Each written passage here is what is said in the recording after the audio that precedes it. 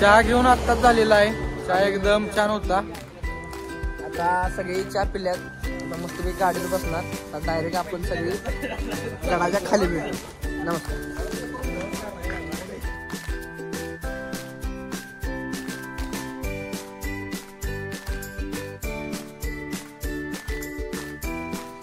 साडेसहा वाजता आम्ही रायगडवर पोहोचलेलो आहे. भरपूर अशी थंडी वाजलेली आहे, तरी पण आलो इथंपर्यंत. आता गाडी पार्किंग चालू आहे.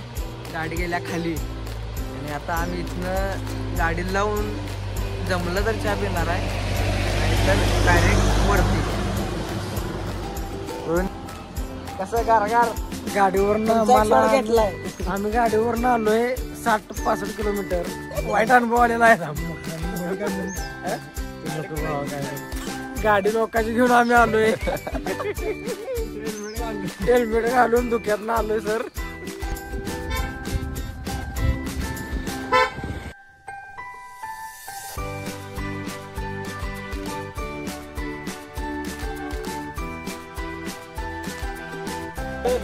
पुढे चला, पुढून घेऊ. गड चढायला सुरुवात आम्ही केलेली आहे आता.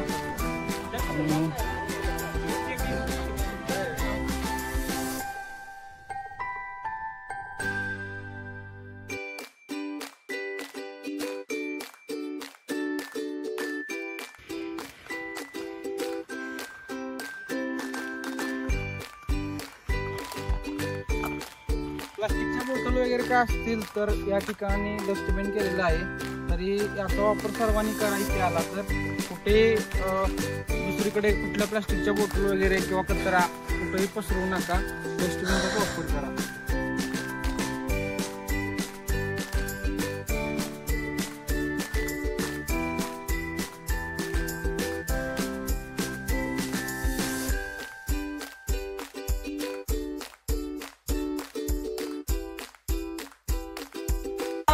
तुझ्या परिणामाचा रे अजूनही दरारा. तुझ्या परिणामाचा रे अजूनही दरारा.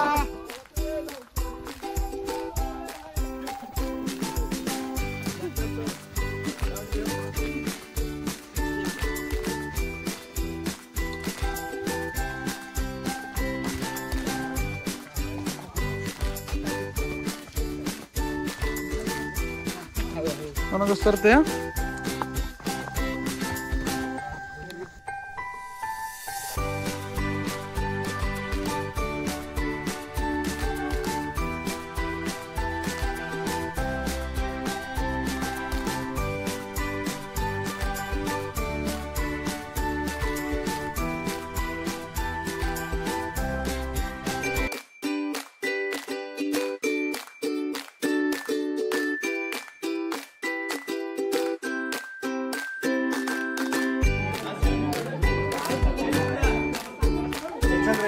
राजांचा राज्याभिषेक झाला, होतो, होणार आणि होणारच.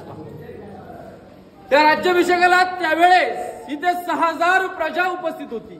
राजे सकाळी पहाटे 4ला उठतात, स्नान करतात, अंगावर वस्त्र चढवतात, कवड्याची माळ घालतात. राजे देवदेवतांचं दर्शन घेतात. राजे आई भवानी मातेसमोर नतमस्तक होतात. राजे जगदीश्वरास साकडं घालतात. राजे तुळजाई भवानी मातेसमोर नतमस्तक होतात. राजे शिरकाई मातेस वंदन करून राजे याच मार्गाने राजांच्या हत्तीच्या अंबारीवरती मिरवणूक येते. राजे या मार्गाने येताना आनंदात खुशीत येतात. राजे हत्तीच्या अंबारीवरून याच इमारतीतून खाली उतरतात. राजे या मार्गाने जाताना आनंदात खुशीत जातात. या मार्गाने जाताना राजे शिवासारखी पावलं टाकतात. बाजूला 6 राजांचा राज्याभिषेक झाला, होतो, होणार आणि होणारच. त्या राज्याभिषेकाला त्यावेळेस इथे 6000 प्रजा उपस्थित होती. राजे सकाळी पहाटे 4ला उठतात, स्नान करतात, अंगावर वस्त्र चढवतात, कवड्याची माळ घालतात. राजे देवदेवतांचं दर्शन घेतात. राजे आई भवानी मातेसमोर नतमस्तक होतात. राजे जगदीश्वरास साकडं घालतात. राजे तुळजाई भवानी मातेसमोर नतमस्तक होतात. राजे शिरकाई मातेस वंदन करून राजे याच मार्गाने राजांच्या हत्तीच्या अंबारीवरती मिरवणूक येते. राजे या मार्गाने येताना आनंदात खुशीत येतात. राजे हत्तीच्या अंबारीवरून याच इमारतीतून खाली उतरतात. राजे या मार्गाने जाताना आनंदात खुशीत जातात. या मार्गाने जाताना राजे शिवासारखी पावलं टाकतात. बाजूला 6000 प्रजा उठते. डोक्यातला मानाचा भगवा पेटा काढून राजाला मानाचा मुजरा करते. राजे या 6000 प्रजेचा मानाचा मुद्रा स्वीकारतात. राजे या मार्गाने जाताना आनंदात खुशीत जातात. राजे 6000 प्रजेचा मानाचा मुद्रा स्वीकारतात. परंतु समोरच्या 4 पायऱ्या पाहिल्या का आपण? या 4 पायऱ्या चढताना राजांचं अंतःकरण भरून येतं. राजांचे पाय लटलटू लागतात. कारण का? ज्या जीवाभावांवर ज्याने हिंदवी स्वराज्य घडवलं तोच मावळ्या राजदरबारात दिसत नव्हता.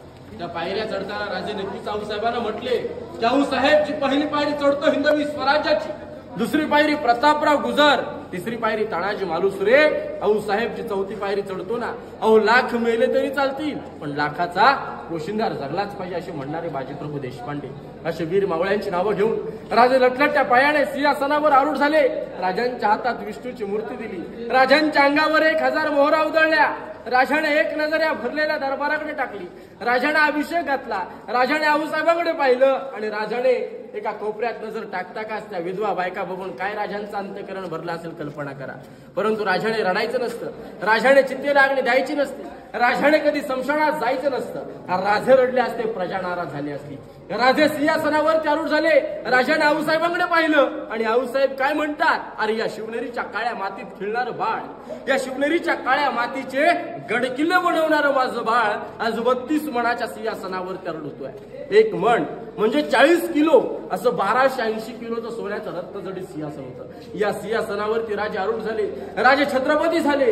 राजे स्वराज्याचे पोशिंदे झाले. राजे सिंहासनावरती आरूढ झाल्यानंतर नगारखान्यावरती नागारे सनईचं उघडे वाजल्या. महादरवाजाच्या तिथे 21 तोफांच्या सलाम्या देण्यात झाल्या आणि एक झुलपुकदाराने मात्र जोरात ललकार दिली. ती ललकारी अशी आहे की प्रौढ प्रताप पुरंदर क्षत्रिय कुलावतंस सिंहासनाधीश्वर महाराजाधिराज योगीराज पुण्यश्लोक छत्रपती शिवाजी महाराज की जय. जय भवानी, जय शिवाजी. राष्ट्रमाता राजमाता जिजाऊ साहेबांचा विजय असो. अशा काही घोषणा झाल्या.